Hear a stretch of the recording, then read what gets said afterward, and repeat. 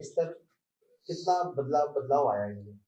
मैं यही बता रहा हूँ। शेखावत साहब, तर्क होता था विधानसभा में, तर्क होने के बाद में कोई थोड़ा भी ज्यादा अधिक उग्र हो जाता था तो उसको बुलाते थे और बुला करके उसको वापस प्यार से समझाते भी थे। ये उनका स्वभाव था। कई प्रसंग ऐसे गिनाए जा सकते हैं। मेरे को कई प्रसंग उनके ध्यान में भी है। एक बार मेरे से भी गलती हो गई थी। मैं जिलाध्यक्ष था। हमारे उस समय की एक परंपरा थी कि जो लगातार 3 बैठकों में नहीं आता विधायक, तो उसको नोटिस चला जाता था। तो हमारे स्टाफ ने भी गलती से एक चिट्ठी भेज दी। उसको ध्यान नहीं रहा कि शेखावत साहब तो मुख्यमंत्री है, उनको ये चिट्ठी कैसे जाए। चिट्ठी वापस, लेकिन वहां से वापस पत्र आया।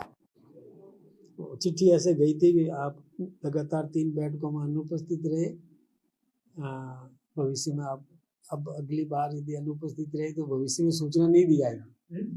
तो वहां से पत्र आया कि माननीय जिलाध्यक्ष जी, मैं राजकीय कार्यों में व्यस्त रहने के कारण से बैठकों में उपस्थित नहीं हो पाया। और जो ही वो पत्र देखा तो मेरे पैरों से जमीन खिसक गई। मैंने कहा ये कैसे हमने पत्र लिख दिया। स्टाफ को डांटा कि ये पत्र कैसे के साथ रूटीन में चला गया, साहब माफी चाहूँ। लेकिन बड़प्पन देखिए उस महान व्यक्ति का। वो महान थे वास्तव में। डांट नहीं पिलाई, लेकिन हमको सीख ये दे दी कि पढ़ करके फिर दस्तखत करो और फिर चिट्ठी भेजो। यूं ही मत भेज दो रूटीन में कि सबके चले जाए। मतलब ऐसे कई दृष्टांत हैं। एक दृष्टांत है, एक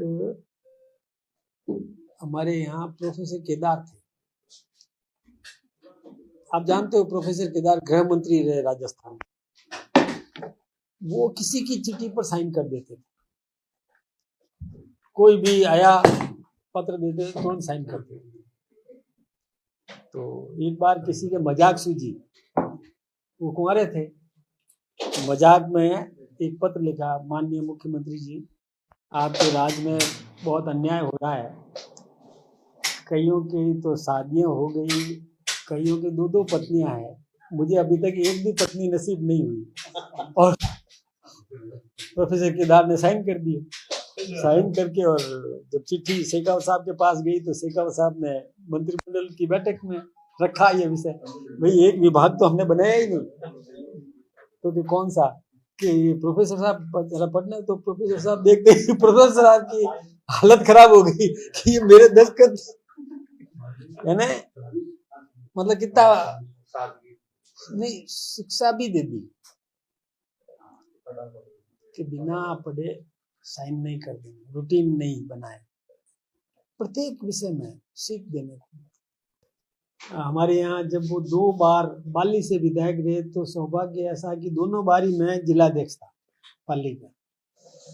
शेखावत साहब का व्यक्तित्व वास्तव में बहुत महान था।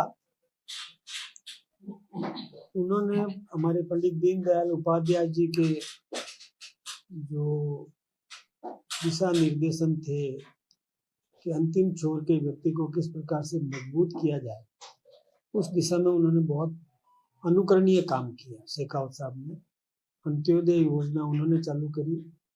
यही नहीं, समाज के पिछड़े वर्ग को या अनुसूचित जाति जनजाति वर्ग को भी राजनीति में आरक्षण उन्होंने किया।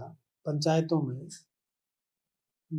नगर निकायों में आरक्षण देने का काम, रिजर्व उनके लिए सीटें करने का काम भी हमारे यहाँ राजस्थान में सबसे पहले शेखावत साहब ने किया। हमारे अनाज योजना, जो काम के बदले अनाज योजना भी उन्होंने शुरू की। इसके साथ ही शेखावत साहब का व्यक्तित्व ऐसा रहा कि अजात शत्रु कहलाते थे वो।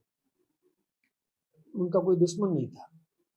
और उस समय कई ऐसे दृष्टांत गिनाए जा सकते हैं कि राजनीति में जो प्रबल विरोधी थे, मिर्जा परिवार के लोग, उनके परिवार में भी कोई ऐसी घटना हो गई थी तो उन्होंने सारी शक्ति लगाकर उनकी मदद करने का काम किया। यानी राजनीति में विरोध हो सकता है लेकिन कटुता नहीं, व्यक्तिगत वैमनस्य नहीं पैदा होने दिया। और यही कारण है कि जब वो उपराष्ट्रपति के चुनाव में खड़े हुए थे तो जितनी निर्धारित या जो हमारे पास जितनी शक्ति थी उससे अधिक वोट उनको प्राप्त हुए। कई विरोधियों ने भी उनका साथ दिया। केंद्रीय नेतृत्व से लेकर और पूरे हिंदुस्तान भर में उनकी ख्याति रही। हमारे राष्ट्रीय उपराष्ट्रपति भी बने। विशेष रूप से कई घटनाएं ऐसी है, दृष्टांत ऐसे हैं कि उनसे हमें सीखने को मिलता है कि किस प्रकार से आम आदमी को किस प्रकार से मजबूत करने के लिए योजनाएं बनाना चाहिए, सरकारी योजनाओं का लाभ आम नागरिक को कैसे दिलाना चाहिए। ये उनकी प्रेरणा सदैव रही है। हमारी पार्टी को मजबूती देने में उन्होंने बहुत योगदान दिया था। 77 में जब वो पहली बार राजस्थान के मुख्यमंत्री बने तब भी राजस्थान के समग्र विकास के लिए उन्होंने कई योजनाएं दी। शेखावत साहब का जीवन हम सब के लिए प्रेरणादायी है। हम सब यही प्रार्थना करते हैं कि उनकी आत्मा को शांति तभी मिलेगी जब उनके बताए रास्तों पर हम सब चल करके इस देश का विकास करवा सकें, उसमें योगदान दे सकें। उन्होंने ये आत्मनिर्भर बनाने के लिए भी देश को, राजस्थान को आत्मनिर्भर बनाने के लिए भी उन्होंने प्रोत्साहन देने का काम किया था उस समय। आज तो हमारे देश के प्रधानमंत्री नरेंद्र मोदी जी ये अभियान चला भी रहे हैं, लेकिन शेखावत साहब ने 77 में ये प्रयास किए और ये हमारे लिए प्रेरणादायी है। आज हमने पुष्पांजलि अर्पित की। ईश्वर से प्रार्थना करते हैं कि उनको अपने चरणों में स्थान दे और परिजनों को और हम सब इष्ट मित्र को वियोग सहने की शक्ति दे। लेकिन शेखावत साहब जैसा व्यक्ति जिन्होंने जीवन पर्यंत यानी बहुत संघर्ष किया। हमारे यहाँ पर पाली में जब वो आए थे तो उस समय पाली में केवल एक विधायक हुआ करता था, काकू खंगार सिंह। सांसद भी कांग्रेस के, विधायक सारे कांग्रेस के थे। लेकिन शेखावत साहब ने पाली को ऐसा अभेद्य दुर्ग बना दिया कि 8 सीटें शेखावत साहब के नेतृत्व में 8 सीटें, 8 में से 8 भारतीय जनता पार्टी ने जीती। सांसद भारतीय जनता पार्टी का बना और आज तक वो स्थिति बरकरार है।